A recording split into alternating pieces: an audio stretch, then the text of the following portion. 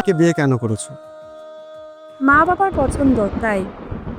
ওরা খুশি থাকলে আমি খুশি, তাই আর মানা করিনি। কদিন আগেও তুমি আমার জন্য পাগল ছিলে, এত তাড়াতাড়ি তুমি আমাকে ভুলে গেলে?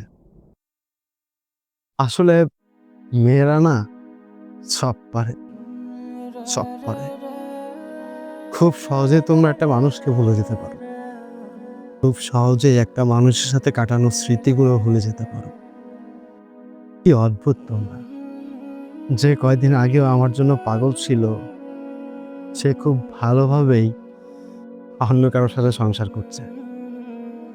হ্যাঁ, পাগল ছিলাম, কিন্তু ভাবলাম তার কাছে আমার ফিলিংস এর কোনো দাম নেই। তার কাছে অহেতুক থেকে পরিবারের মানুষগুলোকে কষ্ট দেওয়ার কোনো মানে হয় না।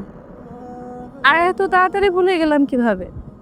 ১ বছর ৫টা মাস। এই ১ বছরে আমার খোঁজ নেওয়া তো দূরের কথা, একটা মেসেজ পর্যন্ত করো নাই। উল্টো আমাকে ব্লক করে রাখছো। তোমাকে খুঁজতে আমি ঢাকাতেও গিয়েছিলাম। এরপরেও বলছো এত তাড়াতাড়ি? তুমি যদি একবার বলতে, মায়া, আমার প্রবলেম আছে, আমি বেকার, আমাকে একটু টাইম দাও, আমি তোমার জন্য সারাটা জীবন অপেক্ষা করতাম। কিন্তু তুমি তো তা করনি। তুমি আমাকে অবহেলা করেই গেছো। আর তুমি সুখে থাকার কথা বলছো, রাকিবের সাথে বিয়ের কথা বলছো।